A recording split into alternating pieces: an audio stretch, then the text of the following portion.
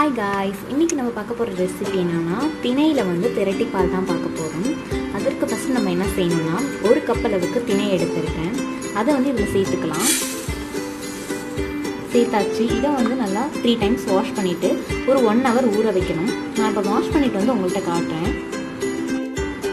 இதை இப்போ நல்லா 3 டைம்ஸ் வாஷ் பண்ணியாச்சு. நான் தண்ணி எதுவும் இல்லாமல் நல்லா வடிகட்டிட்டேன். இதில் இப்போ முழுகிற அளவுக்கு தண்ணி சேர்த்து ஒரு 1 hour ஊற வச்சுக்கலாம்.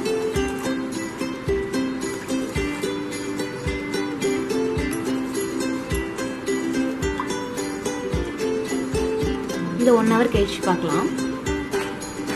திணை ஊற வச்சு 1 hour ஆயிட்டு இதுக்கப்புறம் திணை திரட்டிப்பால் செய்ய தேவையான பொருட்கள் பார்க்கலாம். பாருங்க, இது நல்லா ஊறிடுச்சு.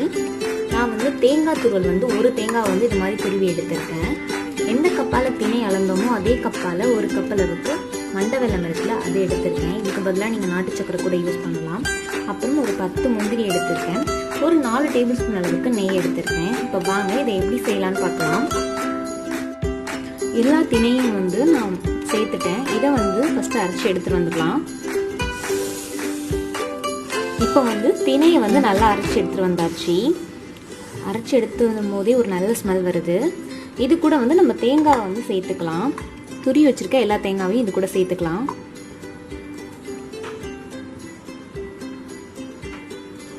எல்லா தேங்காயும் சேர்த்தாச்சு. இதையும் அரைச்சி எடுத்துட்டு வந்துக்கலாம். இப்போ திணையும் தேங்காவையும் நல்லா அரைச்சி எடுத்துட்டு வந்தாச்சு. இதுல இப்ப ஃபுல்லா இருக்கிறதால இந்த பாத்திரத்துல பாதியை மாத்திக்கலாம். பாதியை மாத்தியாச்சு. இது கூட நம்ம எடுத்து வச்சிருக்கோம்ல வெல்லம், இதை சேர்த்து நல்லா அரைச்சி எடுத்துட்டு வந்துக்கலாம். எல்லாத்தையும் சேர்த்தாச்சு. இப்போ அரைச்சி எடுத்துட்டு வந்துட்டு உங்கள்கிட்ட காட்டுறேன். இப்போ வெல்லத்தை சேர்த்து நல்லா அரைச்சி எடுத்தாச்சு. அரைச்சி எடுத்த மாவை இந்த மாவோட சேர்த்து நல்லா மிக்ஸ் பண்ணி விட்டுக்கலாம். இப்போ எல்லா மாவையும் சேர்த்தாச்சு. இங்க பாருங்க, இந்த பதத்துக்கு இருக்கணும். தோசை மாவோட இன்னும் கொஞ்சம் தண்ணியா இருக்கணும். அப்பதான் திணை நல்லா வெந்து வரும். இப்போ வானல்ல நான் 2 டேபிள் ஸ்பூன் அளவுக்கு நெய் விட்டுருக்கேன். வானல் தான் எடுக்கணும்னு அவசியம் கிடையாது. உங்ககிட்ட அடிக்கனமான பாத்திரம் எது இருந்தாலும் நீங்க அதை எடுத்துக்கலாம். இந்த முந்திரியை இதுல சேர்த்து ரோஸ்ட் பண்ணி எடுத்துப்போம் நெய் கூட. நெய் இப்போ நல்லா காஞ்சிடுச்சு.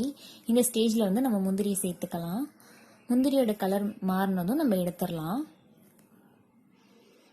முந்திரியோட கலர் மாறிடுச்சு. இதை நம்ம ஒரு பிளேட்டுக்கு மாற்றிக்கலாம். இப்போ மாற்றியாச்சு. இதுக்கப்புறம் பேலன்ஸ் இருக்கிற நெய்யிலே நம்ம அரைச்சி வச்சிருக்க மாவை சேர்த்துப்போம். நல்லா கிளறி விட்டு சேருங்க, இல்லைன்னா அடியில் போய் தங்கியிருக்கும். அதனால தான் நல்லா கிளறி விட்டுட்டு சேர்க்குறேன் வானல்ல. எல்லா மாவையும் சேர்த்த உடனே இடைவிடாமல் நல்லா கிண்டி விடணும். எந்த ஒரு கட்டியும் பிடிச்சிடக்கூடாது. மாவை சேர்த்த உடனே கைவிடாம கிளற ஆரம்பிக்கணும். நல்லா கிளறி விட்டுக்கிட்டே இருக்கணும். இங்க பாருங்க, கொஞ்சம் திக்கா மாறிடுச்சு. இப்போ நல்லா திக்கா மாறிடுச்சு. நீங்க எது வரைக்கும் கிளறணும் அப்படின்னு கேட்டீங்கன்னா, இது வானல்ல ஒட்டாம நல்லா திரண்டு வரணும். அது வரைக்கும் நம்ம கிளறி விட்டுக்கிட்டே தான் இருக்கணும். இது மாதிரி வரத்துக்கு ஒரு 15 to 20 நிமிஷம் நமக்கு தேவைப்படும். அது வரைக்கும் நீங்க கிளறி விட்டுக்கிட்டே தான் இருக்கணும். இது மாதிரி நல்லா கிளறி விட்டுக்கிட்டே இருங்க. எந்த ஒரு கட்டியும் பிடிக்காம பார்த்துக்கிங்க, அப்பதான் நல்லா இருக்கும். திணைக்கு பதிலாக இதுக்கு பச்சரிசி யூஸ் பண்ணி கூட செய்யலாம். ஆனால் அந்த மெத்தட் வேற. இப்போ நான் 2 டேபிள் ஸ்பூன் அளவுக்கு நெய் விட்டுக்கிறேன். நான் சொன்னல திணைக்கு பதிலாக பச்சரிசி கலந்து செய்யலான்றது. அது அதோட லிங்கை நான் டிஸ்கிரிப்ஷன் பாக்ஸில் தரேன். தேவைப்படுறவங்க செக் அவுட் பண்ணிக்கிங்க. ஆனால் அதோட மெத்தட் டோட்டலி வேற மாதிரி இருக்கும். திணை இதில் அதிகமாக சேர்ப்போம். அதில் பச்சரிசி ரொம்ப கம்மியாக சேர்ப்போம். அதான் அதோட மெத்தட். இப்போ ஒன்று பட நல்லா திரண்டு வந்துடுச்சு. நம்மளோட திணையில் செஞ்ச திரட்டிப்பால் நல்லா ரெடி ஆயிடுச்சு.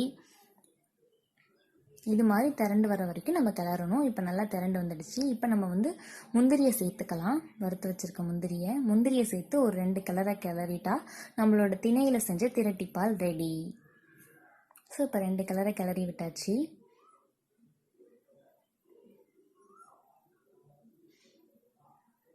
இதை வந்து ஒரு பவுலுக்கு மாற்றிக்கலாம். ரொம்ப ஒரு ஹெல்த்தியான ஸ்நாக்ஸ் ரெசிபி, குழந்தைங்களுக்கு தான் கொடுக்கலாம். கண்டிப்பாக நீங்கள் ட்ரை பண்ணி பாருங்கள். ஸோ நம்மளோட திரட்டிப்பால் ரெடி ஆயிடுச்சு. இப்போது நம்மளோட திணையில் செஞ்ச திரட்டிப்பால் ரெடி ஆயிடுச்சு. கண்டிப்பாக நீங்களும் ட்ரை பண்ணி பாருங்கள். ட்ரை பண்ணி பார்த்துட்டு எப்படி இருந்துச்சுன்னு கமெண்ட்டில் சொல்லுங்கள்.